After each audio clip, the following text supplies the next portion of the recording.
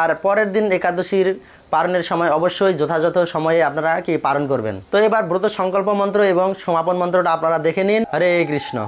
তো একাদশীর সংকল্প মন্ত্র হচ্ছে একাদশম নিরাহার স্থিতা অহম অপরেহনি ভক্ষ্যামি পুণ্ডরীকাক্ষ শরণম মে ভবাচ্যুত।